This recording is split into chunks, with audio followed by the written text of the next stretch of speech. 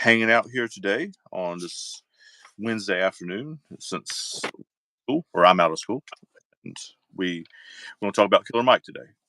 I believe, right? Yeah. Mike's been getting a lot of pub for this album. It's one of the ones I'd read a lot about. Not read a lot, but like I'd seen a lot of, like all the year end list that shows up on, essentially, right? And Yeah. and it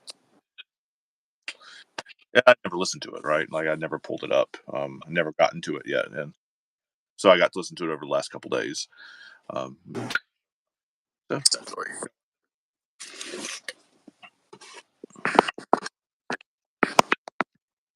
What's happening, y'all? It's good to see everybody here. Can you hear me still? Yeah, I can hear you.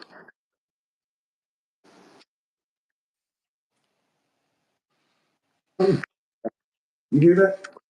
Yeah, it's a weird background. Can everybody in the chat hear that too? It's like just weird. Yeah.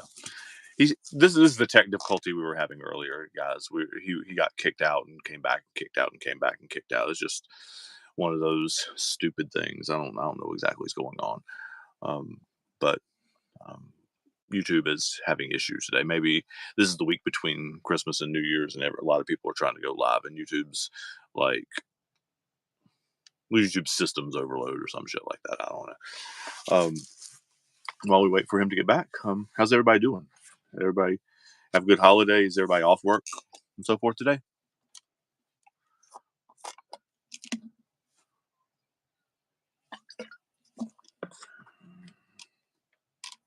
I think we're trying a different device now. Okay. That sounds a lot better. Okay. Different device? Okay, I just saw your mouth move, but I didn't hear any sound. Can you hear me now? I can hear you. I can't see your face anymore, but I can hear. I don't know what's going on. Hold on 1 second. All right. Sorry, guys. We will get this worked out. This is obviously the beginning stages of the live stream show kind of deal, and we got some. I was gonna say we have some kinks to work out. We don't have shit to work out. YouTube has some kinks to work out. We'll get there though. Thanks for coming to hang out with us on Wednesday afternoon though too. Let's try this again. When I see your face, We good now? I can hear your voice. Can you see me? I can see you. Can everybody else see too? Are we good? I think we're good. Cross our fingers. Let's see if we can hold there. Yes. I am currently annoyed by the fact that I typed. We were having technical difficulties in the chat, so everybody would know what was up, and now those messages like right in front of your face on my screen, so I can see sort of your eyes in between the messages, which is I can't make it go away. We will make it work though. So, what's happening, y'all? Good to see everybody. It already looks like it's a better time for people to hang out with us. So there's more people hanging out. Maybe people were just more interested in hearing about Killer Mike too. So where are you gonna start with this? This is a lot of people's pick for album of the year. Yeah, I can see that. I can hear.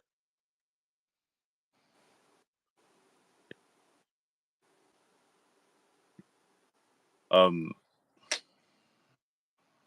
want to hear your thoughts first. Okay. Okay. So listening yesterday. Yesterday was the first time I'd heard any of these songs. I think maybe the first or the Down by Law song. I think that might have come across my. No, Don't Let the Devil was that had come across my like shuffle feed at one point.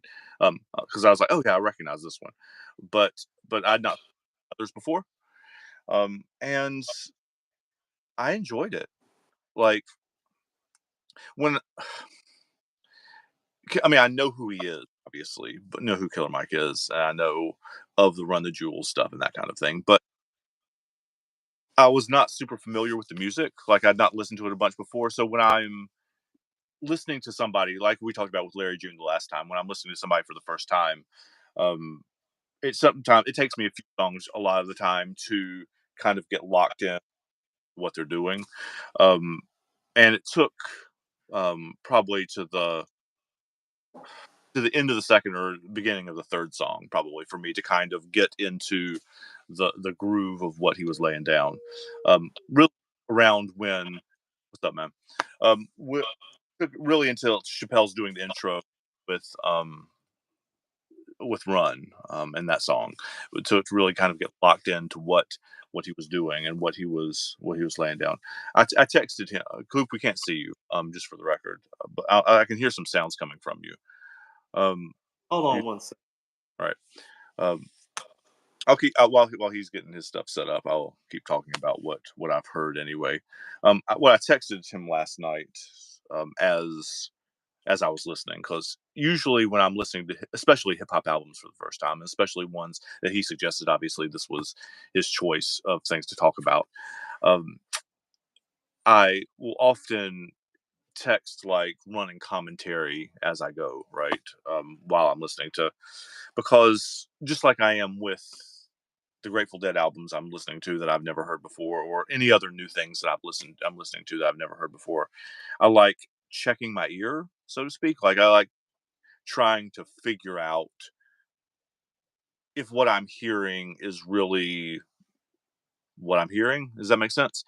Like, um, we're losing people because Scoop's out, but like, uh, thanks for hanging out with us anyway. So I like trying to figure out if what I'm hearing is the true thing, and so he gives me some feedback and whether I'm hearing what I think I'm hearing.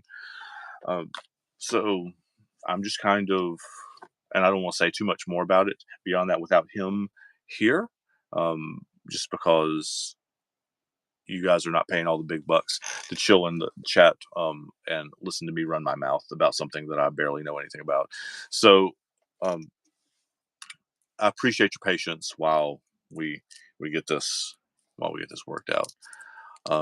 Maybe he's restarting another device or something like that. I hope. Um, I don't know what exactly is going on whether it's his end or my end or YouTube's end or probably YouTube's end.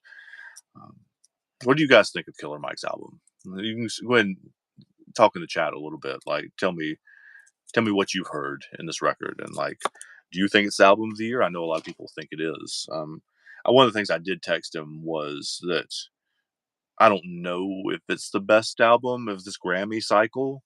Um, I would not be surprised to see it win, though. Like, it's that kind of album that touches a lot of those points, right? Um, that that you often see in, if we're being real, Grammy voters, the white people. Like, it touches a lot of those.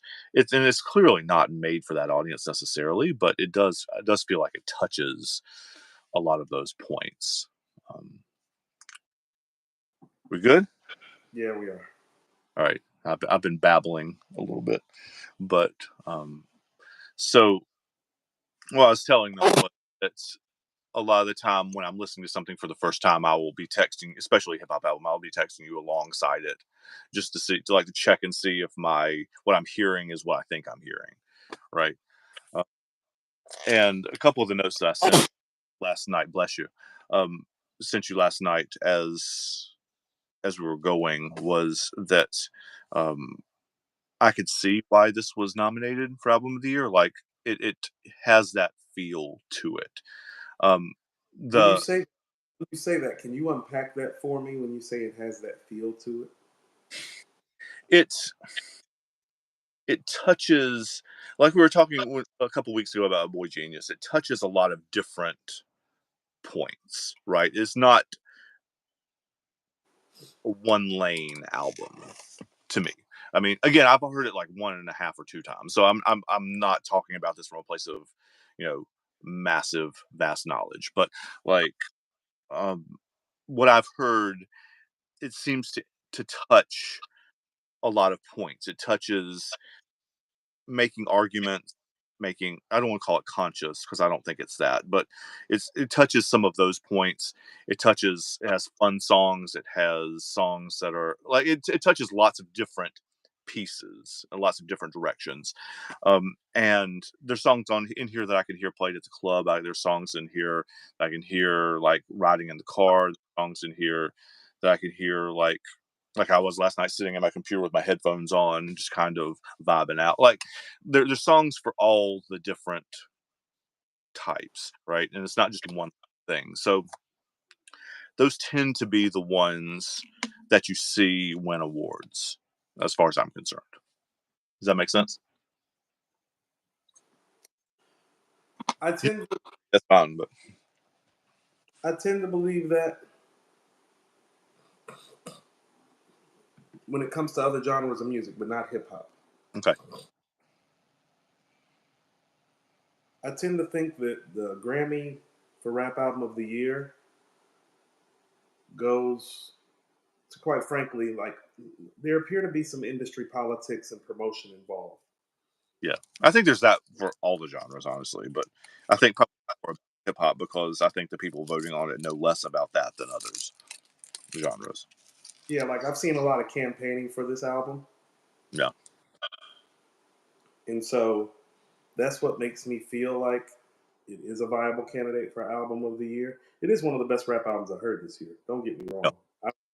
I was actually listening to it today, and I think the discourse for this album just really led me to like the one place: is it better than Magic 3? Because it's probably better than everything else that's out today. that's kind of what I heard too. I mean, what are your thoughts on that? Um, I did not have enough time after you said you want to talk about Killer Mike to like go back and listen to Magic 3 because I want to listen to him side by side, and it's been a couple weeks since I've listened to Magic 3, but stylistically they're pretty different. Um, Yeah. they're not doing the same thing. Like it's kind of like our conversation about Boy Genius and Alice Phoebe Lewis, the same kind of thing where you have two talented artists that are in the same genre sort of, but they're not doing the same thing, and their intention with what they're doing is not the same. Like So I actually did that. I actually went and I listened to Killer Mike's Michael album, and then I went to listen to Nas's Magic 3 album back to back. yeah, I literally just got done doing that. I would tell you, I if ever there was a year where you would pick a tie, yeah, this would probably be it because they're doing. It's kind of funny, and I would probably still give the nod to Magic 3, but only on two accounts. hmm One, Nas has offered. How about this? I don't see. I want. I've got two things written down. I want to see when you say it and see if I guess the reasons that you say it's better. Well, first of all, Magic 3 is a solo mission outside of one verse from Wayne. And the Killer Mike album has so much more help to make it great. That was one It's of of the 14 tracks, I believe there are guest appearances on 9 or 10 of them. them. Yeah, it was almost all. So as opposed to Magic 3, which is 16 songs, one guest appearance. And the guest appearance by Wayne, quite frankly, is better than all the guest appearances on the Killer Mike album. It's one verse, right? It's one. And then there's the fact that, and these are some of the nuances of rap that I'm just getting into.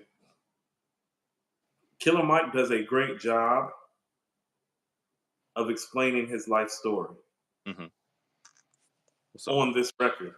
hmm Nas has been doing that for like 15, 16 albums. is this a And new thing, Mike? Like, is this a new thing for Killer Mike? Like a new he's style? not he's never he's always been very poignant when he speaks, but he's never been this personally in depth as he is on this album. Being Okay, personally in depth is a Nas strong suit. And right. so it makes me ask one of those questions. It's like, well, would he be able to do this 5 more times in a 3-year span just the same way? You know what I mean? But these are the types of questions that you raise. And then there's the fact that it's like, well, the other guy's 50 and has literally done about 15 or 16 solo projects. You've done about 3 or 4. Like, and One guy made an album in about 3 months. The other guy made an album in about 3 years. Like the Yeah. Killer Mike album took a few years to make. Magic 3 took a few months to make, if that. And so if I'm splitting hairs, I'm always going to go for the degree of difficulty. So the older guy who's done more material and had less help would get the nod. Right. But Nas, as I've said before, is the greatest MC of all time. And so the fact that Killer Mike made something comparable to a top 10 Nas project is a feat for somebody that's not considered to be an A-list rapper, although he's a great rapper. Yeah, he You is a know, great. Yeah, no, he's that's great. what I noticed too. I'm not as familiar with his actual bar work. And I didn't. And there's a lot of this. Nas's emceeing is much more intricate than what I heard on here. There's much more. There's many more layers to it, to my ears anyway. There's a lot more setup punchline here, which are great on the Killer Mike album. I enjoyed them, but a lot of the setup and punchlines were delivered also by the guests too. So like, um, the The album, it is certain. Nas Magic 3 is certainly more intricate for sure. For sure. yes, it's not even a question of that. And this is what I mean. This is Killer Mike's most intricate piece of work, like Right. ever, between the Run the Jewels projects too. You know what I mean? He's never been this in depth, and he's still not as in depth. You know what I'm saying?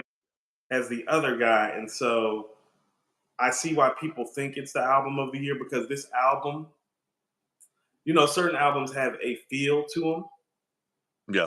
and the Michael album has a feel to it. Like you can feel that it's Southern. Yeah. You can feel that it comes from a gospel inspired place, like you texted me. Yeah, that's one of the things I texted too. Yeah. But if projects are comparable, we have to split the hairs. I think Scientists and Engineers with Future and Andre on it is the worst song on the album, quite frankly. Yeah. I just that was the last one I listened to again before because I do it. I was kind of not zoning out last night. But I was just listening and kind of soaking in. First time I listen to something, I don't try to parse lyrics really. I just go for feel and is this something that I enjoy and has a good feel to it and something I want to listen to again. So like I mean, obviously, because I'm listening to it with a different screen up, and my eyes closed. But I mean, obviously, I recognize Andre's voice when he comes on. But look, so I perked up a little bit just to see is this on his level, and it's it's fine. It's not bad. It's Just okay. yeah. It's not something like let me stop this and rewind it back and Yeah, it's not a scene stealing moment. It's not a scene stealing moment. Absolutely not. And so that's one of the things that it's like. That's what I mean. It's just like, well, Wayne's verse is better than everybody's feature verse, yeah. Wayne lit that up. including Andre and Futures. I mean, and Andre and Future are pretty big, and Hmm. so respectfully, and I say this respectfully, it's like, well, this is Killer Mike's ceiling as an artist to me. You think so? Okay. I'm not arguing with you. I don't know. Like, I'm trying to get some frame of reference here, right? Because like I don't have. I'll start off Down by Law, like the verse that starts off the album. Mhm. I think that's one of the best verses of his career, It is and really. it's a verse of the year contender. Hmm. Nas spits verses out like that on every album that he does. Just about every song. I mean, not quite, but just it's pretty Yeah, close. but and so I say this so the Michael album to me is like it's the prime example of like the second or third best player on your team having like an MVP caliber season for that one season.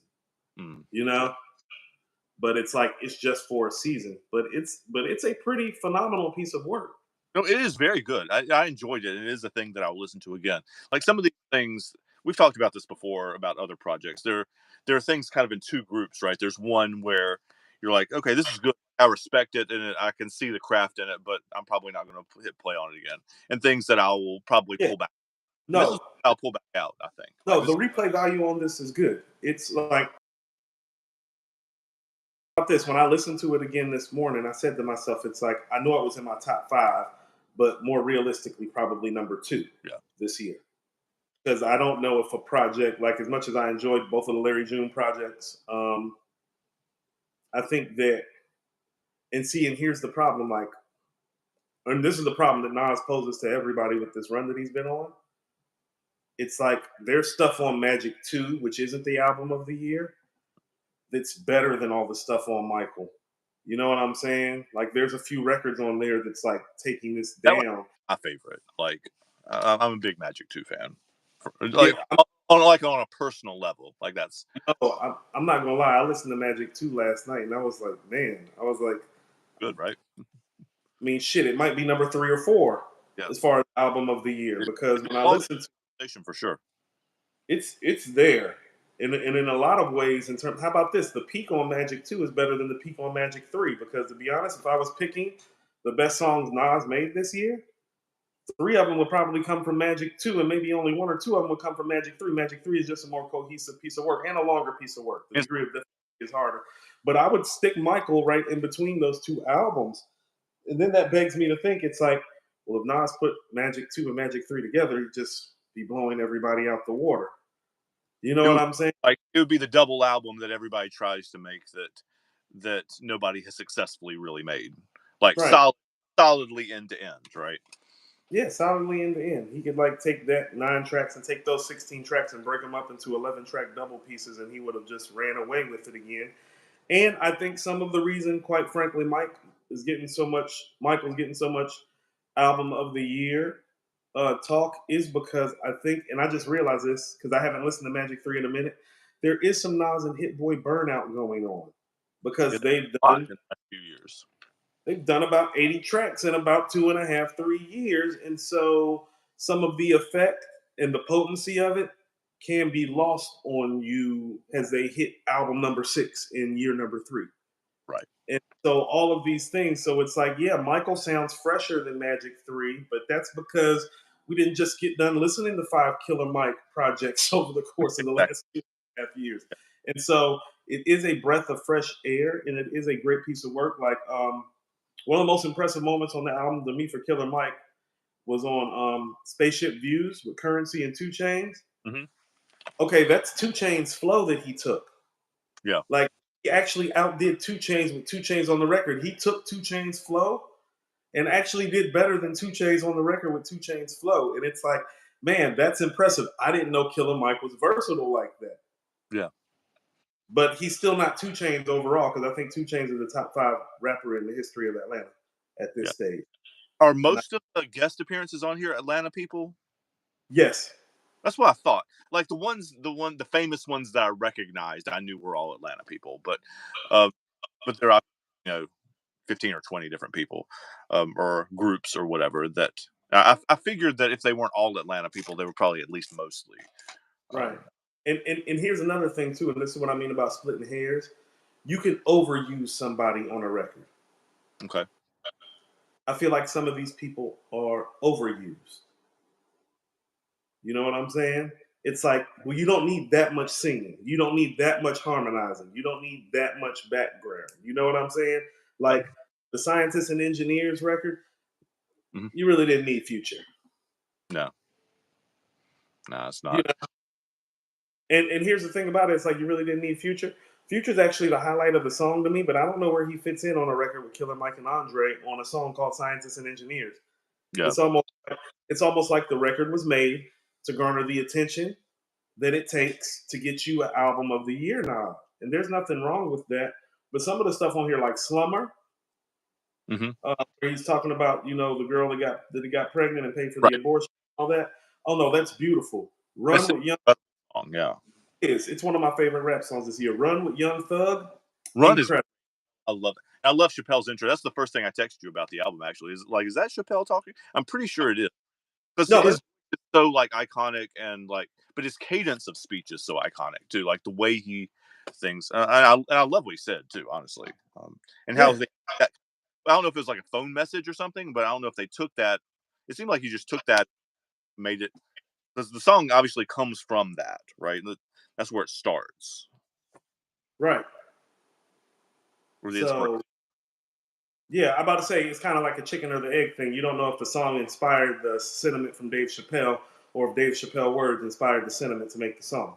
But it's a beautiful come together. You know what I'm saying? Yeah. And so the Nigga Rich song Yeah. is great. You know, Those ones.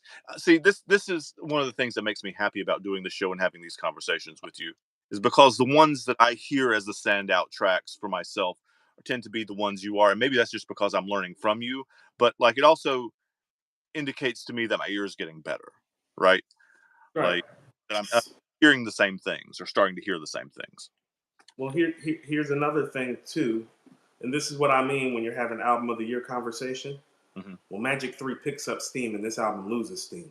Yeah, it does. It does. Because after Spaceship Views, I would say, Hmm.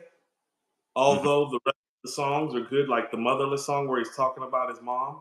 Hmm. Oh no, like it's dope, but it's dope because it's personal. I Right. don't know how much you're really gonna replay that. You know what I mean? And so he's winning a lot of style points for content and for getting so personal with us for the first time. But this album does tick off a little bit after track number 9. A little bit, not a lot. But this is the stuff and the type of discourse that you have when you're talking about album of the year, though. Right. You know, like having scientists, engineers, like how about this? Like if scientists and engineers wasn't track number 7, I would tell you that the first 7, 8 songs of this album is the best song run anybody's had this year. Mm.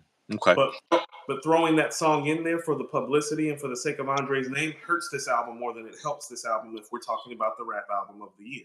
If you're just listening to the songs and not like, Yeah. If we're not looking for Grammy nominations, quite frankly. You know yeah, what I'm saying? We're not talking Grammy nominations. It's like, no, that actually hurt this album because every song before Scientists and Engineers is fucking dope. yeah, They're all great. They're all great. And so Scientists and Engineers actually kill some of the momentum at track 7. And then it picks back up with 2 days and Spaceship Views and makes you wonder why Scientists and Engineers even part of this album. yeah. Because of Andre's name and Futures too. Both. Yeah, Both. because Andre and Future are on the record. Future is going to get you the numbers, and Andre is going to get you the respect and the critical acclaim and the nominations. And so the song appears to be more of a business play than an actual record that belongs on such a personal album. Because Yeah. that's the thing about it. That song is the most impersonal song on the album too, on a very personal, soul gospel driven album. And it's yeah, it stopped me a little bit when I listened to it the first time. Like I told you because I recognize Andre's voice, but also it's very digital, right? I mean, it's got the synthesizer kind of stuff in it. Like it's not it doesn't have the same feel as the rest of it either. How about this? He had to And it's called switch. Science Engineers, so I mean, it's giving away the plot as you would in the title, but uh, It's like he took the soul out of that record to let Andre fit in on it, and it's not fair to the rest of the album or the other artists that made this album so soulful. yeah, You it, know, because that's what this album has over Magic 3 is it feels more soulful and more like a black culture piece than Magic 3 does. it's and it's of a place more too. Not that Yeah, not that Magic 3 is not of Nas's life and of New York City and so forth, but it's but like even if I didn't know anything about Killer Mike at all, I mean I knew he's from Atlanta, but like uh, when I listen to this, it's very very clearly Atlanta, like very very clearly. oh yeah, it's Um, very southern to me. It's not just Atlanta; it's just southern. Sounds like a black man that's raised in a Baptist church. yeah, exactly. That was exactly my reaction to it. Exactly. Yeah, Um, but even with that, it kind of like, and here's where the the scope name kind dropping of broadens. Dr. Coretta Scott King in the first verse, in the first song too. Like, But he's also using quotes from but he also has Farrakhan speaking on this album, hmm and and he name has Sada Shakur, and like, yeah, sure, so it's like so it's Southern Baptist driven, gospel driven, but it does have a scope to it that's beyond our southern borders. It's definitely an Atlanta album. Just from I mean, you got CeeLo, Young Thug, Jagged Edge, Future, 2 uh, Chains, Andre 3000. The bonus record got Young Nutty, who's from the East Side, Fabo, who's from D4L. These are all Atlanta artists. yeah, So the album is succinctly Atlanta, and it's beautiful in that way. But and this is what I mean. Picked the wrong Outcast member. Big Boy should have been on this album, not Andre. I was thinking that as I was listening to it on the way home. My daughters and I went to the store to a morning and just kind of drove around to give their mom a break a little bit. And that was a thought that I had. It's like this is not the right feature we have here. Um, it, Because and I was sort of actually wondering where Big Boy was. Like, why wasn't he here? like, how about this? I feel like if you take scientists and engineers off and replace Future and Andre with a Big Boy and Sleepy Brown combination with That's Killer Mike, more in that. Yeah. it's more in the vein of how this album is really supposed to flow. Um, and Something for the Junkies and Motherless aren't album fillers per se, Hmm. but I would have preferred those records be broken up Okay. because the depth of the things he's talking about, it does halt some of the ride and the vibe of the album. Yeah. I would have preferred that he moved Something for the Junk. Actually, I would have preferred that he moved Motherless up, like after Shed No Tears, but before Run. Yeah. You know, Because and then so Chappelle's intro, like, yeah, that would have pulled it back into the yeah. right, pulled it back into the scheme of the album and the poignant manner in which he's speaking on this album. But he's saying some phenomenal stuff, and he's definitely artist of the year contender, lyricist of the year contender, album of the year contender. And so I don't want my critiques to come off like I'm not appreciative of Killer Mike as an artist and what he's done. I'm just still not so sure that it's album of the year because when you take 3 years to make this album and you have so many guest appearances, and I'm having a conversation about album of the year with another album that I know took under 90 days to make, Hmm. you know? Yeah. Our friend Il Magic said he gave the deluxe version of the Killer Mike album of the year, because tracks 15 to 18 are where the album picks back up. What do you feel about that? Because I haven't listened to the deluxe version. That's my area of ignorance. So you're gonna have to let Anybody me. that kind of anybody kind of follows according to hip hop kind of knows that I feel this way. I'm not into making deluxe album versions album of the year because one, especially in these days and times, like he's right, it gets better. Tracks 15 through 18 on the deluxe version, Mhm. but that's because he knew that he lost momentum towards the end of this album. And don't tell me that he didn't. Like it's like you have to understand these guys are professionals. And so they go back and listen just like we do, and they know where the miscues are. You know what Sure. I'm saying? And he knew that he needed to put out a deluxe version about the album of the year stuff Hmm. because it does lose steam at the end. The entertainment value of it, like Peter Parks just said, Peter Parks just sent us a super chat. Shout out to Peter. We appreciate you. Yeah, the entertainment value after the chains and currency record does go down. Not saying the quality of rapping does. Not saying the production factor. No, the production's really good on this record, actually. Production is really, really good on here. Yeah. But it does lose some steam towards the end. And this deluxe version is about getting more views, but also about making the album tick back up. Because he's like, oh, you know what? We kind of tapered off right there. We should have, and really, that's not totally up to Killer Mike unless he's the executive producer of this project as well, because this is what you need other people in A&Rs and executive producers in the room for. Like Mike D and I just had a Dr. Dre Kanye versus Right. battle. Yeah, I destroyed him. No, like, wow. Never mind. I'm not getting into that argument. Like, when I texted you, I haven't listened to the actual battle, but like, I did not grow up in hip hop culture, really. I mean, I grew up around it, going to West Charlotte and so forth, but I was not like born into that world. Um, and like, I was like, I could name you probably 20 or 30 iconic Dr. Dre produced songs, like just off the top of my head. Well, And this is I could name like maybe 5 Kanye songs. Like, and that's not, and I love Get By, and I love a lot of the Kanye songs, but like the depth of it is it's not even close. And well I'd here's you could probably beat Kanye with just songs that Dre did with and for Snoop by itself. so actually Andrew, I actually did something comparable to it. Of the 25 records that I played, 18 of those records came from either The Chronic, Doggy Style, or 2001. I didn't even have to pull out Dr. Dre's whole catalog to beat it. Yeah. And I did that on purpose.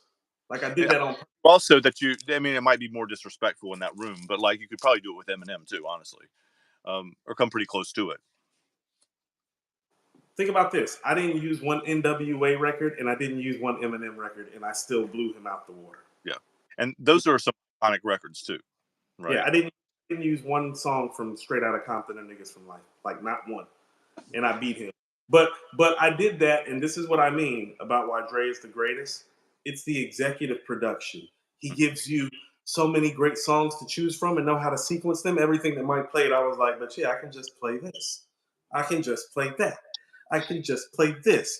And because Dre is such a great executive producer, not just a beat maker, but executive producer, there's literally nothing that Mike could play that I didn't have an answer for, because Dr. Dre knows how to make a full album that fills all the gaps better than anybody else. And that's a skill, right?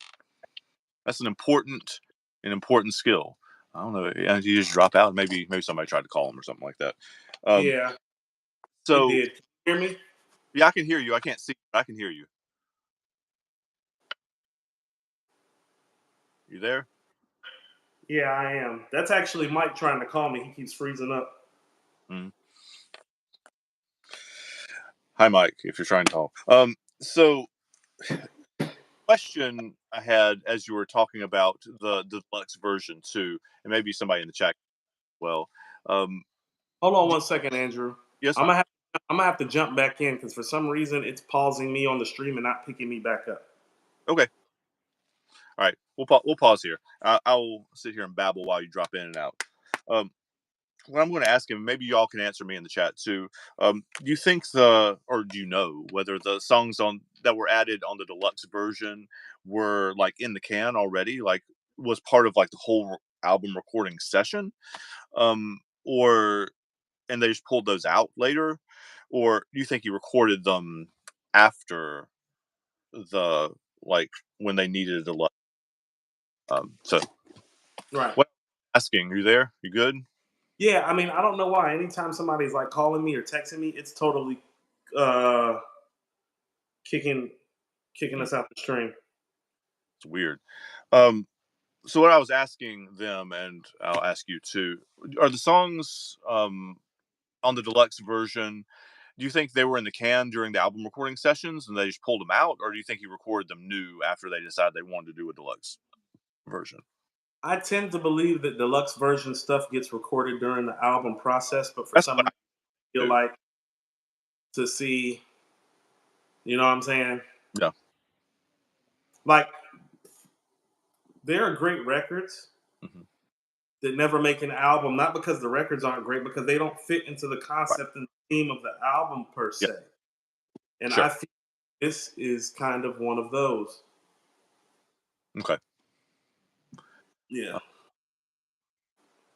So the question, the obvious question that follows from that is that if everybody is saying, you saying, and Illmatic saying, like lots of people seem to be saying that it picks back up when you get to the deluxe version, the 1718 part of the track, part of the album, the deluxe version, then why wouldn't you just cut off some of the weaker tracks of the original one, those on there to start with, like if you had them in the can already? Here's my thing. Mm-hmm.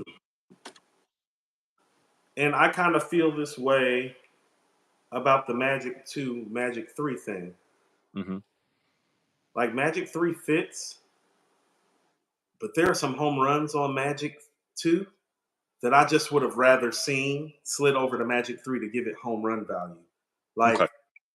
I would, how about this? Like, I feel like Slow It Down should maybe replace No Tears. Okay. Because it's just a superior record. It is. It is. Tears is dope. Slow It Down is one of the best songs from this run. Yeah. You know, as opposed to, well, Pistols on Your album cover is an album closer. Do I think it's better than 1-800 Nas and Hit? Yes, I do. But do I think that it fits better? No, I don't. Right. And And so those are doesn't hit is the closer for the whole series, right? I mean, like very obviously intended to do that. Like even I can tell that. correct. So it's like, no, I'm okay with that not making something like that. But when I hear a no tears Hmm. and then I hear slow it down, I'm like, well, this is just superior. And It is. swapping those records out on respective album literally makes Magic 3 the clear album of the year if you do something like that. These are executive production decisions. Yeah, You know, I yeah, don't feel like Motion. I don't feel like Motion. Motion might be the best vibe record. yeah. I love that song. It doesn't fit on Magic 3 anywhere at all. No, it doesn't. You see what I'm saying? Yeah, And so I'm giving you an example of maybe a great record that fits and great records that don't fit, but that's not always up to the artist. That's kind of what you have a team for to be like, hey, we're actually going to swap these songs out, or we're yeah. going to do that and do the And that's other. not to do. And I Like when you're go when ahead. you're on a run like that. Like I've been on. Like I wrote when I was playing with my friend Sam a lot. I wrote probably 30 or 40 songs in a year and a half or something. I mean, it was another big run, and obviously, I am not nearly as prolific or as gifted as Nas is. But um, when you're in that kind of role, you just want to record what you have and put it out. Like it's just like, and you don't. Or I didn't anyway want to like cull stuff really. And to do that, you have to have a little space from it. I think you have to like set it down for a minute and then come back to it and listen to it with new ears. And that's hard to do when you're on a run like that because you're not spending time listening back to stuff as much as you are creating new things. Does that make sense? Yeah. No, I mean, you don't want to spend the block on your records. Yeah. Yeah. I mean, and I understand that. You know what I'm saying? Like, and maybe it's just because I've been doing according to hip hop so long. I've gotten like really, really critical about separating like the album of the year stuff. And Okay. so these are the types of decisions where it's like, man, if if you felt like, how about this? Go back to Nas. The year Nas made Life is Good was the year Kendrick made Good Kid, Mad City. There's a deluxe version of Life is Good. It don't fucking matter. It's still not better than Good Kid, Mad City. When you got it in the bag, you got it in the bag. And so not all deluxe editions are created equally. Hmm. You know what I'm saying? Yeah. And sometimes it really is like, let me give this extra stuff to the fans. This doesn't feel that Yeah. way. This feels like he knew that he lost momentum towards the end of his album and wanted to secure some album of the year status. And so he pumped some more tracks back out. And there's nothing wrong with that. You know what I'm saying? It's Uh, just, but this is why, but the nuance of it is why I don't count deluxe stuff in album of the year conversations, including Life is Good. Because people are trying to pull up on me, well, you got to listen to the Life is Good deluxe version, Coop, and it's better than Good Kid, Mad City if you do that. It's like, first of all, no, it's not. And second of all, that's not what we're doing. yeah. This yeah. It's it's after the fact stuff, right? It's like saying I didn't win the first time, so I'm going to give you a little extra to go back ahead. Like it's that kind of thing, right? And there's nothing again. There's nothing wrong with that. It's your music. You do it however you want to do it. But I do feel your argument though. Like I do see what you're saying. Yeah. It's like if you have to do more tracks to get album of the year, then you should have released those tracks and found the engineer and executive producer and people on your team to make those transitions work so that this was all one project to begin with. Deluxe versions to me should be almost like outtake songs, Yeah, extra songs. and No. that's tend to be in the rock and roll world. Like we're just like, oh, here's some other shit that we recorded we while we were in the studio session, and I know you guys would like to listen to it, so I'm going to toss it out too. Like, um, and most of them from most deluxe tracks honestly aren't as the ones you were really. So the reaction I feel anyway like should have to a deluxe version is something like, okay, that's okay, but I see why it didn't make the album. right? That Right. I mean, to be honest with you, that's what I want out of a deluxe version. Oh, good song, but maybe shouldn't have made this album. so, and that's a credit to the executive producer when you have those conversations, like saying, yeah, okay, you made the correct decision. I mean, there's Right. nothing wrong, but you made the correct decision. It doesn't fit with this thing, right? So, so when a deluxe version of an album then ascends more than the original version, what does that say? Yeah, You feel what I'm saying? It almost says like, well, we didn't do it right the first time. yeah. Like I'm listening back to it now a couple months later, and I realize that it wasn't as good as I thought it was. So we're gonna add some extra stuff. Like that's kind of the conversation, right? Right. Andrew Williams says, "Thanks for the super chat, brother." It says I would swap "Slow It Down" for "Superhero Status," Jodeci member or TSK, but I would keep "No Tears." When you're talking Okay. about the Magic Three thing, right? See, how about this? Like, this is what I mean about Styles Make Fights. He's talking quality of song. I'm talking about fit. Okay, So, No Tears and Slow It Down have similar themes. It's the 50-year-old rapper reflecting on his status. right. You know, first of all, I think Jealousy Member is a dope record. I don't know. A lot of people feel like that's one of the weaker records on Magic I 3. like that. Yeah. I mean, for me personally, I think Superhero Status is probably the weakest record on there. And Yeah, so I think he's talking about quality of record. I'm talking about like the style making the fight and it fitting. It's like, well, because here's the thing: No Tears and Slow It Down really don't fit on the same album. okay, They're pontificating similar things. okay. It's just it's done better on Slow It Down to me. "Slow It Down" is one of the best songs along. Like it's very very good, very good. It's one of the. I mean, in my opinion, the only song that's probably better from this run, in my opinion, is "Store Run" Hmm. off King's Disease 2. Other than that, I think "Slow It Down" might be the best song of this whole entire run, the 6 album run. And That's that's what I mean. Putting, but that's what I mean. Putting a special record like that on Magic 3, we wouldn't even be having the Killer Mike Album of the Year conversation. right. Right. And yeah, I want to be really clear about it too. Like you said it, I'm going to say it out loud again, though. That saying it's the second coming in number two is not a disrespectful thing. It's the same. It's the same argument as people coming at you for saying Nas is better than Jay. But Jay's the second. Like that's saying somebody is like the second best that's ever. Like that's not a disrespectful thing to say. No, it's Saying no, it's you're very, very, very best to ever do it. Like that's not a bad thing. Oh, millions of people have. How about this? More people have tried to rap than more people have tried to play basketball. So think about this: whoever Jay being number 2 on my list is even a greater feat than LeBron being number 2 on everybody's player list. Like that's how great Jay is. That's why it's like no, it's not a slight. There's not a slight in coming in second to the greatest MC of all time. That's arguably just had his best 6 album run because mhm. I can't think of. He's never made 6 dope ass albums in a row. I don't think anybody really has. Yeah, And so, like, there's no shame in that. And that's why I'm saying, like, this is more of just an honest critique. I'm not trying to put Mike down. You know what I'm saying? Mike's from the west side of Atlanta. He's done a lot of good in this community.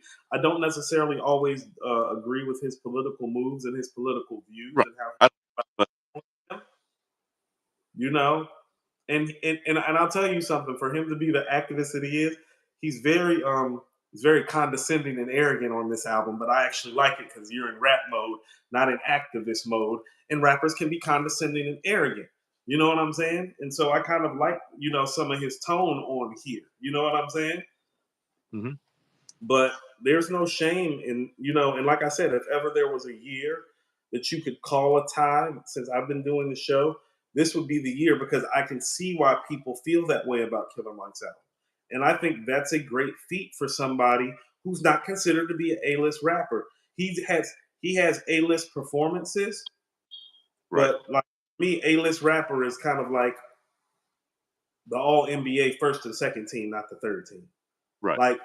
Like no, when you're one of the 10 best players, you're an A player. I don't know if he's one of the 10 best players. I'm not even all the way certain he's one of the 10 best rappers that come out of Atlanta. Mm. You know what I mean? But Because it's a shout out for him to even be in this conversation. I Like mean, like literally just in Atlanta lineage, Andre, Big Boy, CeeLo, T.I., 2 Chainz, Ludacris, Gipp. Like there have been a lot of guys just in this city, Yeah. and most of those guys aren't considered A1 status. Jeezy, Right. Yeah. um, yeah. I A lot mean, of people. yeah.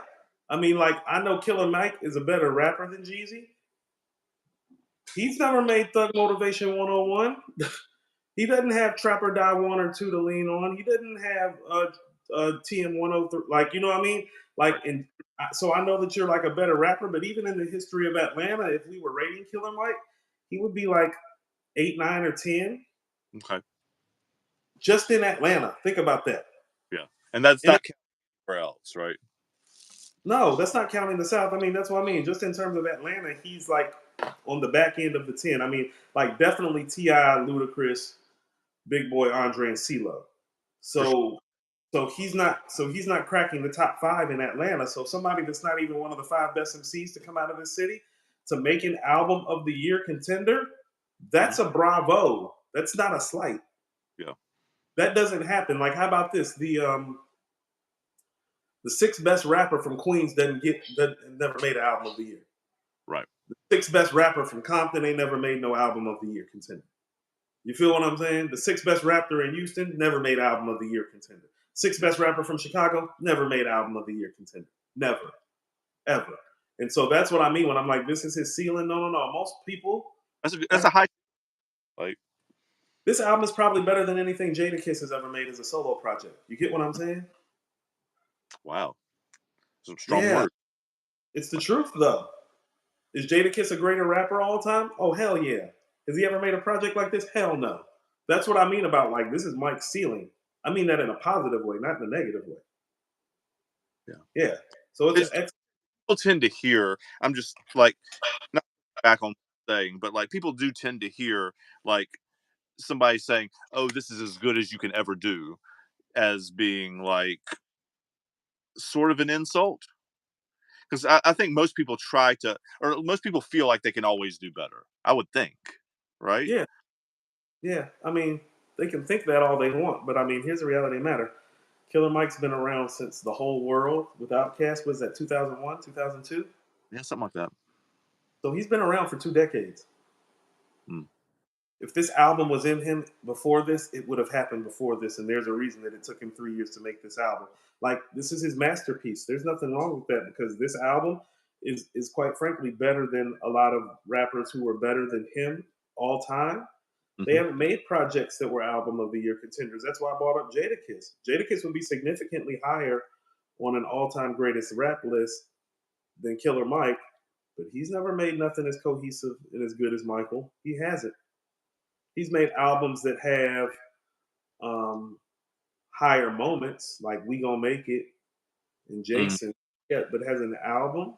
Nah, Jadakiss ain't made nothing like this. And so that lets you know how difficult it is to make a great rap album. Yeah. And Well, yeah. that's why, yeah. Like, how about this? I think Chains is a better rapper. I don't think Two Chains has a project that's better than this. Wow. Yeah.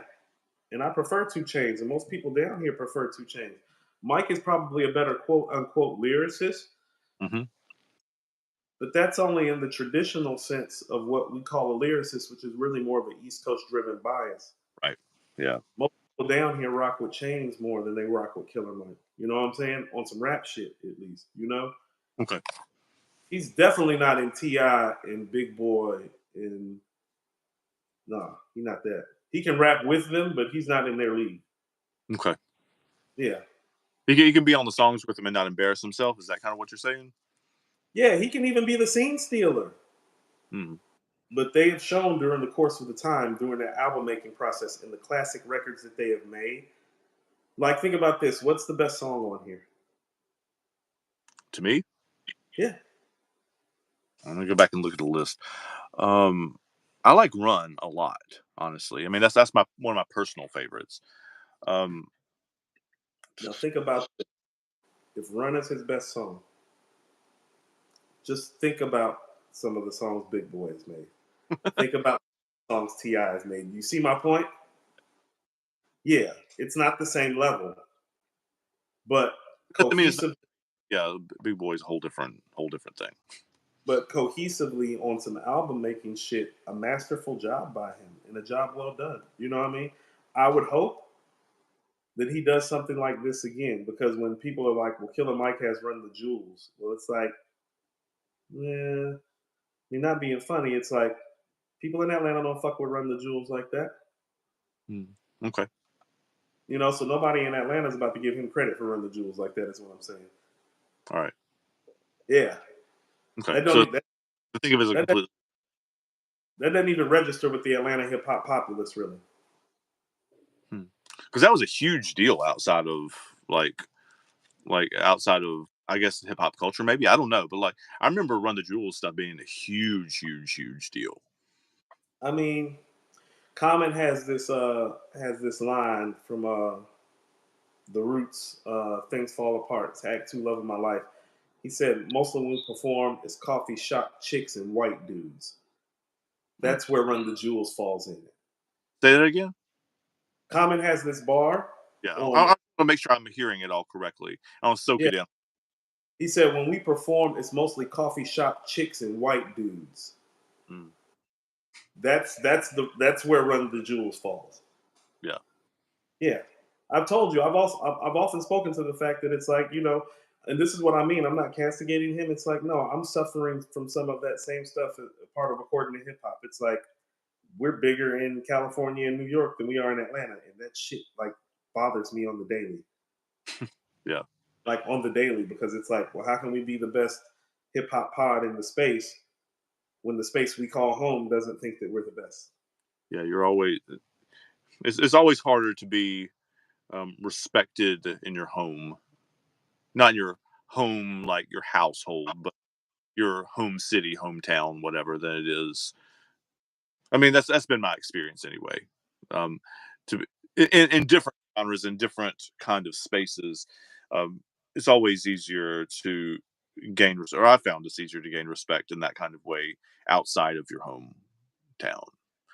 Who people and with people who didn't know you when you were a kid and doing dumb shit or whatever. I mean, that's been my experience anyway. See, but rap doesn't work that way. Most rappers get on because they're the biggest thing smoking in their town first. Okay. You know what I'm saying? Rap doesn't work that way. Like, you know, how about this? People know Ti from What You Know in King. Hmm. No, no, no. Ti was the man for 2 or 3 years down here before that happened nationwide. Okay. Like all of us, it's trap music. You know what I'm saying? Like when I first heard 24s, I was like, it's like, oh, we got somebody. You know what I mean? Like on the solo tip. Like Ludacris would be the outlier for that because he was a radio personality down here. So everybody down here already knew him as a radio personality. So that made his transition tougher inside the city than it did outside the city because he walked into the game with a nationwide ready to play radio single. But that's because he worked for radio. He knew exactly what to make. Okay. That makes sense. So it was harder for him to get his credit as a rapper in this city than it was for somebody like Ti, who we watched literally like come up and do all the mixtapes and do records with Killer Mike and Bone Crusher and Young Bloods and pretty much be everywhere all around the place. And then when he like really like branched off solo and really like did it himself, it was like that guy. Same thing with Jeezy. Same thing with Chains. Chains used to be signed to DTP. He didn't he didn't make it big until he left DTP. People respected that more when he went out on his own, and I think he's actually a greater rapper all time than Ludacris. Mm. Most people don't agree with me, but most people in Atlanta will tell you that it's a sincere conversation. Hmm. Yeah, it's just interesting to hear not how different a place Atlanta is, but like I've heard you say both in this conversation and in like large conversations and according to hip hop and other places that how things are perceived in the Atlanta hip hop community are not the same way that they are perceived in the wider in New York and California and elsewhere. So like I don't know what's the difference? Like why is Atlanta special? Like not special is not the word, but like different like that. You think? it's hard to explain, Andrew. In all honesty, a lot of it has to do with the fact that we kind of were raised on East Coast and West Coast, Right. and so our early artists, the Dungeon Family, are reflective of that sentiment because we needed somebody to kind of kick down the door. All right. But once the door was kicked down, it got very, very localized, even more so than New York, even more so than Cali. You know what I'm saying? Like, there are artists down here that are never going to see the light of day outside of Atlanta that are having wonderful careers. That is kind of California like in a sense now that I think about it. But it's almost like once we blew the doors open, we closed the doors some.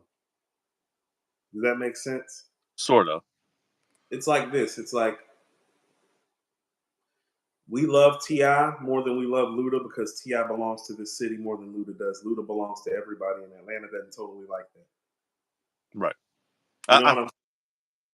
That's what I mean. Like Big Boy gets more love down here than CeeLo because Big Boy belongs to this city more than CeeLo does. mhm. CeeLo kind of belongs to everybody now. You feel me? So, And not saying that he doesn't get love in the city, but it's not the love Big Boy gets. It's not the love that Ti gets. Like what Ludacris and CeeLo get is not what Big Boy and Ti get down here okay. because they kind of have stayed down and stayed living down here and stayed on the scene down here. You know what I mean?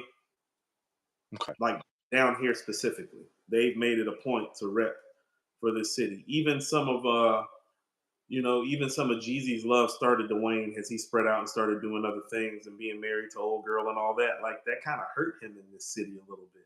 It's like, oh no, that ain't the Jeezy that I came up with. Like people take it personally down here like that. Very territorial. You think more Like, so other places? yeah, I tell people our zones are very much like New York's boroughs. It's taken very, very seriously. It's like where you from? I'm from Zone 6, that's East Side. Where you from? Zone 4, that's West Side. You know what I'm saying? Yeah, like it matters. Like you hear to like I don't know if you noticed this. It's like the rappers down here shout out where they're from more than any other rappers do, Constantly. including New York rappers. Every time Two Chains rap, he lets you know he from the South Side. He from College Park. He from Riverdale, Forest Mhm. Park, South Side. Every time Ti rap, West Side, Bankhead. You always hear me talk. It's like no, no, no. I was raised on the East Side. It Yep. matters. Every time you talk about growing up in Atlanta, you say, yeah. East Side. I do. It matters. It matters. Like it does. Like even all the polo and all the stuff I wear, that's the East Side in me. That's how we do on the East Side. Like the East Side of the fly dudes. You know what I'm saying? Yeah. I Yeah. feel like I know. I'm just agreeing with you. Yeah. I'm hearing you. Yeah. Yeah. So it's territorial like that. And who reps this city the hardest is usually who gets most of the love when they blow up and make it big. You know? That's why Andre's South Got Something to Say lives forever down here. Yeah. And will. Yeah. Yeah.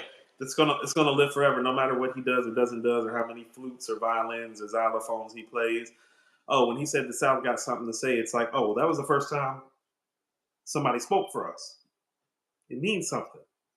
Like when they shouting out East Point, the SWATs, Decatur, like on Southern playlists, no, no, no, that means something to people. Yeah.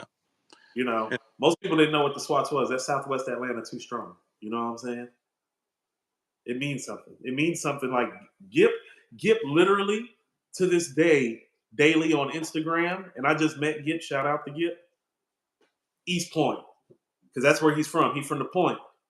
Mm-hmm. The first time you hear Gip on Get Up, Get Out, he says, out the Point, the Campbellton Road, the Valley of the South Side flow. Okay, so East Point is connected to the South Side. You know what I'm saying? Right. You go up a little bit to get to Campbellton from East Point. So when he's saying out the Point, the Campbellton Road, he's letting you know, he's like, I'm pretty much going from exit 2, which is Camp Creek, to exit 5A, 5B, which is Campbellton. I'm going 3 exits up. Gotcha. That matters down here. You know what I'm saying? It's like, oh, where you from? You from Old Nat? You from the SWATs?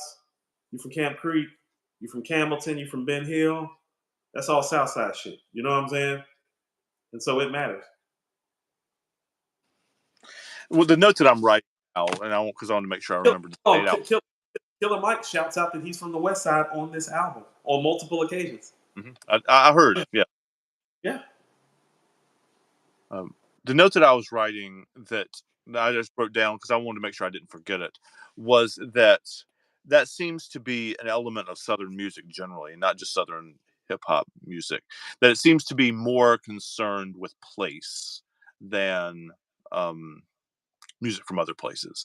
Not that New York and California, et cetera, are not concerned with place too, but like even country music and rock music and like all of those kinds of music that come from this area of the world, they're all very specific about the places that they're coming from, and their connection to that space. And so I don't want to say it's not just Atlanta, but like that seems to me to be a theme or something that comes up in music that you would call Southern, regardless of genre, too.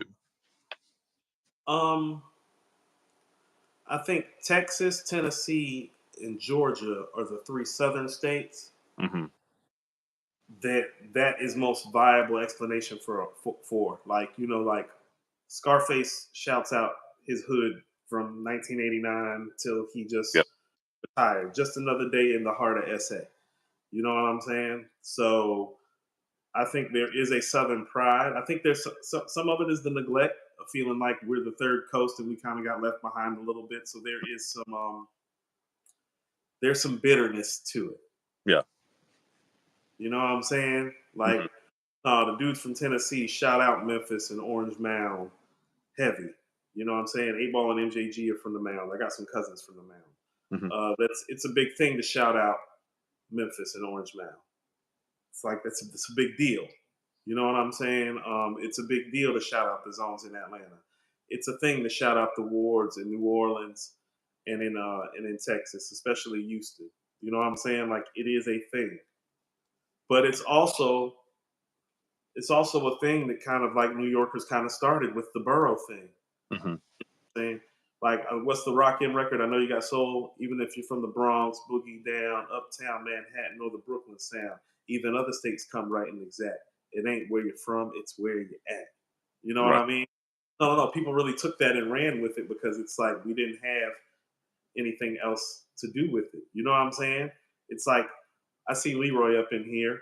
Like, He's hooping still. I don't know what he's talking. I mean, I know what he means, but like I don't what know up? what I mean, specifically referring to is something that you're saying, not or just Cali's big on it. Snoop let you know from the jump he's from Long Beach, not from LA or Compton. Because yep, most of the rappers you had heard up until Snoop were all really from LA and Compton and Inglewood area. Snoop, like, I'm from Long Beach, a little bit further down, still there. You know what I'm saying? Oh, all the dudes in the Bay Area let you know that they from the Yay. You know yeah, what I'm saying? Like Larry June, Too yep, Short, 40, Mac Dre. Yeah, rest in peace, Mac. Like, they let you know where they're from. And so I think we've just adopted that. I think we just doubled down on it harder than everybody else did. You know what I'm saying? But them dudes are still that way. You hear 50 on the Office Hours record, uh, where he's talking. He's like, "This South Side nigga, this QB nigga, that's Queens, yep, South Side, Jamaica, Queens, Queensbridge." He like, "Yeah, this is Queens coming together." So it's like it's a hip hop thing. That's what I mean. It's like you got to be the shit in your city before you can be the shit nationwide. Even 50 people understand. I had a friend, Mallah. Malah's one of the best rappers I've ever known. Period. Signed or unsigned, one of the best rappers I've ever heard. She went up to New York for a show with her group Experience with her partner Yaya. They used to be in this dope ass group together. When 50 was doing his mixtape run, she came back down. She was like, "Yo, Coop, he's king up there right now." This is before Get Rich or Die Trying. This is like maybe 2 years before Get Rich or Die Trying. And she like, he's running shit up there right now. That's how hip hop works. okay. Like, Comes from the 50, street, or comes from the roots. yeah, 50 was the man in New York long before you heard go, go, go shot. No. That's 2 years later for the cats up top. You know Yeah, what I'm saying? was the Yeah. man in Queens first, and then he was the man in New York. You know, so Which is the same arc you just described with Ti too. Like when Atlanta, yeah, yeah. same. It's cultural from a hip hop sense about like that's how the process, quote unquote, is supposed to work. And when it doesn't work that way, those artists tend not to get as much love. You know what I'm saying? Yeah. So you're saying that's the case for Mike in Atlanta, right? Relative to Ti and Big Boy and stuff. I'm saying he's made most of his name known from his political activism and from Run the Jewels.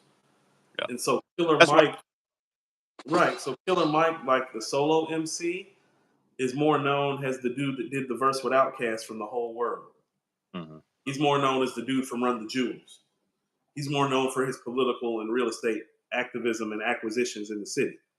Yeah. He's not looked at rap wise the way T.I. and Big Boy and Chains are. You know what I'm saying? He's not. Or Jeezy. He's not. Gotcha. Because it's like, you got it out the mud here, but it's like you kind of got it different out the mud here. And I'm not saying it's right or wrong or indifferent. I'm just saying it's how it goes. Yeah. And that's why I spoke to According to Hip Hop struggles with it too, because it's like shit, suffering from some of the same shit actually. You know what I mean? Like everybody knows Coop.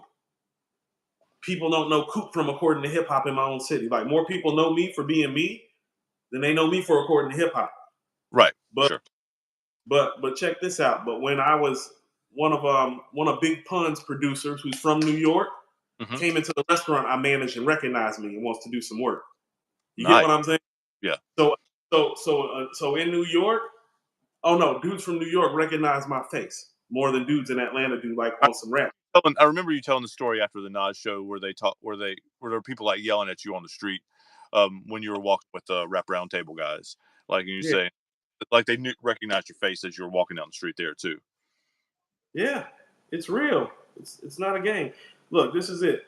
Yeah, Juggernaut Architect Beats. He came into the restaurant and he was like, "Yo," he's like, "You look familiar." I was like, "Where you from?" He was like, "From New York." He's like, "I done did stuff for Prodigy, Jadakiss, and Big Pun." I said, "I'm Coop from According to Hip Hop." He looked right at me and said, "That's where I know you from." That No. never happened. That never happens down here for me from a local Atlantic or a local Right. ATL. It don't happen. So what do you do about that? And this is off subject what we're talking about here, but I mean we're talking about like localized hip hop, I guess. I mean it was important, but like, um, what do you and we do too, or is there something to do? I mean, to be honest with you, part of why I'm starting my own show is because of that. Hmm. Like, I want to handle, I want to handle town business. You know what I'm saying? Like, it matters to me. So it's like part of me doing my own show is to give it that feel. You know what I'm saying? Like because I want like the dude who's on Killer Mike's deluxe version, Young Nutty. Hmm.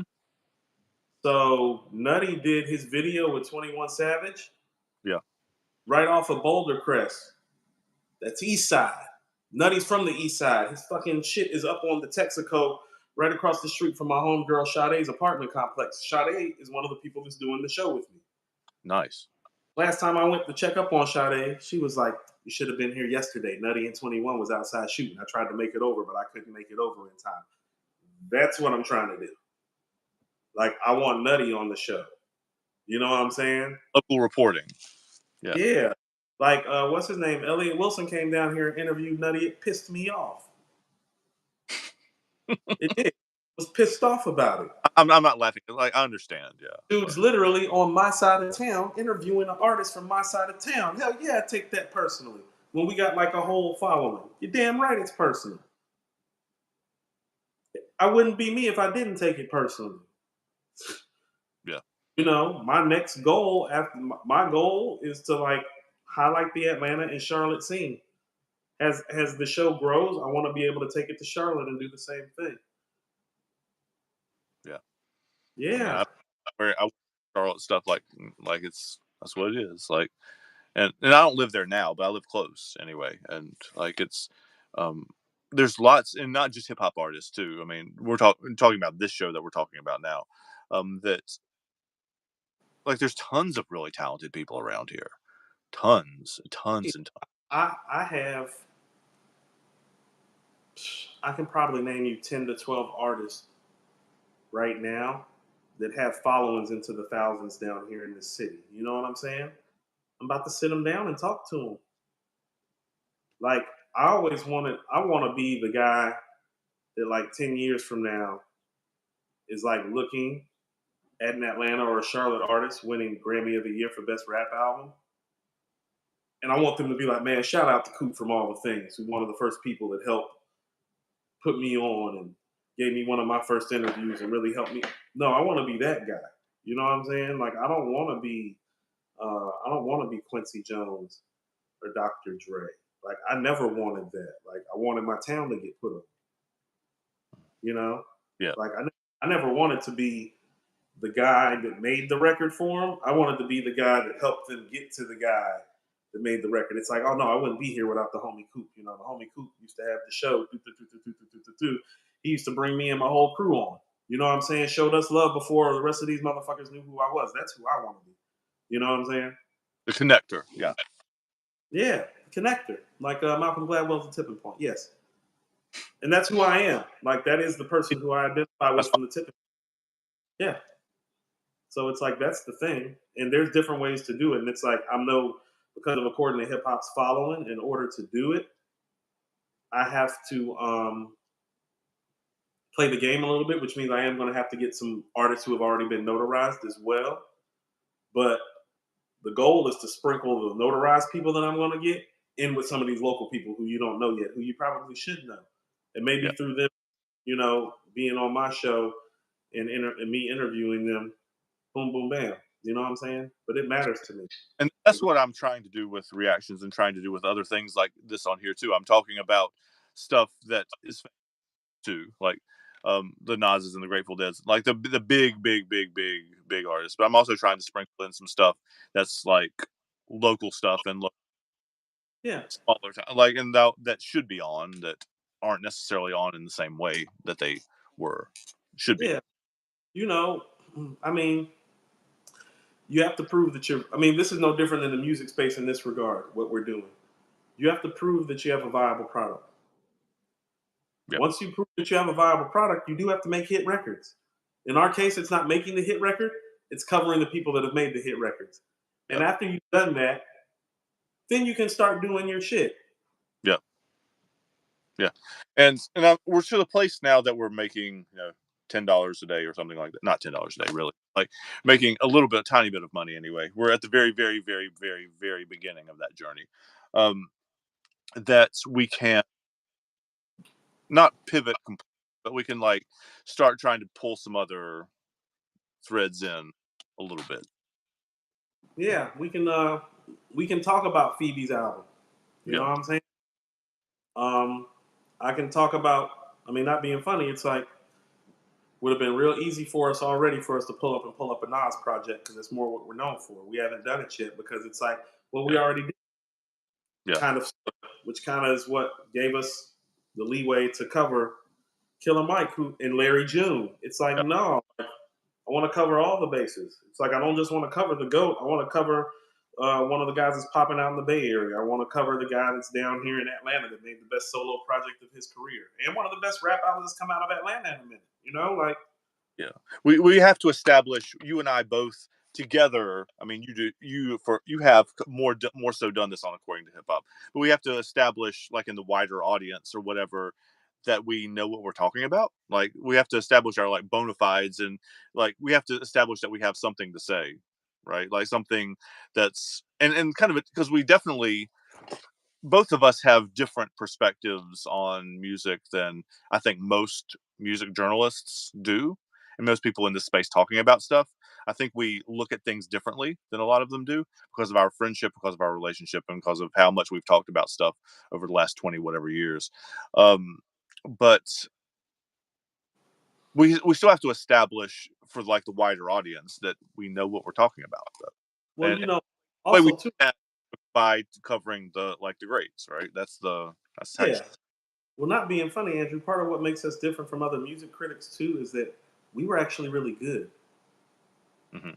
Like as artists, we were good. Yeah. You know what I'm saying?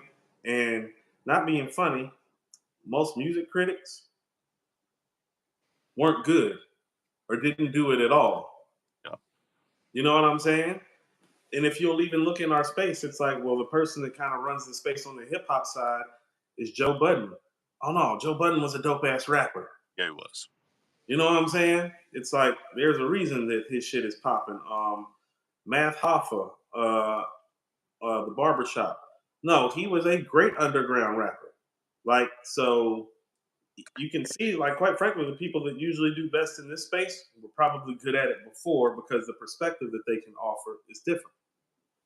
Yeah. So, I mean, same reason that the people that we listen to, or the people I listen to anyway, when I listen to basketball podcasts, are All the Smoke and JJ Redick and Draymond Green. Like, all of them are people who both are or have played at a very, like, they're yeah, people that know what the fuck they're talking about, right? JJ Redick was Know National Player of what the they're Year at Duke. Yeah, JJ Redick was National Player of the Year at Duke. He had like a 15-year NBA career. Mhm. Like, he knows more basketball than, you know, I was about to insert the name of a young female commentator that runs a very popular show on ESPN that I'm not a fan of, but he knows more than her. You know what I mean? She's not good for my community either. But yeah, he knows more than her. When she speaks, it's like, man, I really wish she would just shut the fuck up and let the person who knows talks. And not like in a misogynistic or patriarchal type of way, but in the you don't know what the fuck you're talking about because you haven't done it type of way. Yeah. You know, like, I'll tell you what, one of the most impressive things that I'm seeing from rappers lately is I can hear the guys who kept their voice and kept their breath control Mhm. because I know how hard it is to keep your voice and to keep your breath control because I did it. You know, so it's Yeah. like when I hear the way Nas is rapping on these records, I'm like, you understand this dude sounds like he's still 25 years old? He's And 50? like, I remember saying, I don't remember like some verse that I heard earlier this year. I was like, wait, did he just do that? Like, it was like 10 or 15 seconds worth of all like Yeah. all breath. Like I was like that's like, that's fucking like hard to Wayne. do. Wayne sounds like the way Like, he sounds in '07. Like Wayne right now sounds the way he sounded in '07, like vocally. It's mhm. like you can still do that, dude. You know, no. But I understand the degree of difficulty of it because it's like, oh no. I remember those days where I had to learn my breath control and I did like 70 takes for one verse because I couldn't get my breathing and my timing right. How to inflect my voice. Yeah. Exactly. So yeah. So I don't have too much more, but in closing, it's like, yeah, if somebody told me, like, remember when you were like, the Boy Genius is like the album of the year, Mm. but Phoebe's album is like right there. It's like that's kind of how I feel about Michael. It's like, oh no, if it's your album of the year, I'm not going to argue with you too much. I'll probably slide it comfortably at number 2 on my list. Yeah. That's kind of what I feel too. I'm gonna have to spend some time. Not that I don't like, so my opinion doesn't matter, but like I don't have the same context, obviously, to listen to that that I have enough of it to have a solid opinion. But um, I do want to go back and listen to the two of them, Magic 3 and this one, like side by side too. Here was my take from listening to them side by side. Michael is about, much like the album cover shows, which is another Nas ripoff because it's a young Killer Mike on the album cover, which is like the amount Illmatic theme done Yeah. over and over. Everybody puts babies on their album covers now. Nobody was doing that shit before Illmatic. Never No, never, never, never. never mind, never mind, never, it's not one of them though. So anyway. Right. Killer Mike is explaining how he came to be in Atlanta. So it's not Right. about who he is right now. It's about the things that made him the man that he is now. Right. Magic 3 is about the 50-year-old guy who's probably about to retire and not tell us that he's retiring, explaining what it's like to be 50 in this space and to be the greatest. So it's like one is a record. It's funny, Killer Mike actually made the nostalgic record of the two, and Nas actually made the current album of the two. Like Mhm. Nas is explaining his place in space right now at 50 years old, still being on top of the rap game and all the things that come with it, down to his single bachelor lifestyle, his reflections on his career, the run with Hit Boy, the storytelling intricacies that are still there. Killer Mike's explaining his childhood and young adulthood and teenage years to you. which is something that typically the other guy usually does. You know what I'm saying? And so it's kind of funny hearing the younger guy talk about his upbringing and the older guy talking about the right now. Yeah. And those are the differences style wise in the album, and that's why the cohesion to Michael, you could say, is better, even if you don't think the production beat for beat is. The cohesion is different because it's coming from one place. Nas Yeah. is showing Magic 3. He's like, no, I'm all over the place. He's like, I'm still single, having a good time being single. I'm a boss running companies. I still like to tell stories. I'm still thinking about retiring. This run with Hit Boy's been great. Magic has a bunch of different pieces to it that Michael doesn't have in terms of the levels that you're talking about, because he's doing a bunch of different things right now, and he's explaining that. Mike is just explaining his upbringing to you. He's explaining one thing to you. This is what my childhood was like in Atlanta. This is what my teenage years was like in Atlanta. This is how it molded me in Atlanta. So it's like 1, 2, 3. You know? So one's where this is where I came from, and one is Nas is not looking backwards exactly. He's talking about stuff present tense, but he's also telling stories about things that happened. But they're not like childhood stories, really. They're like, this is stuff I got to speak or whatever, right? I mean, it's yeah, it's not nostalgic in the way you think of nostalgia, which is what you just said. It's not the Yeah. same. They don't come from the same place, I guess. Like Magic 3 is not nostalgic at all. It's like the only part that's nostalgic is the story about Half a Mil, a series of true events, part 1. Everything else is actually current. You know what I'm saying? Yeah. Like, album cover is his tuxedo from his 50th birthday party, which is the day the album dropped in hip hop's 50th year. Like, he's keeping it current intentionally. I Hmm. think that's a Hit Boy thing too, having somebody younger around to keep you fresh. You know what I'm saying? So Leroy Green's trying to bait you into a comment. So if you want to respond to that before we get out of here, you're I welcome. saw the. I'm not giving Leroy any Okay, space. I'm not saying you should. I'm just saying, like, before we got out of here, I want to give you the opportunity to say something, to respond. Um, I'll see. I'll see Leroy on According to Hip Hop later. yeah, for sure. That's later today. Yeah. What? It should be. I got some stuff I got to do, so we'll see what happens. We were off on Monday, obviously, for the holiday, Right. so I'm gonna try to make it today. But I got stuff to do too, so I'm gonna try to fit it in the schedule.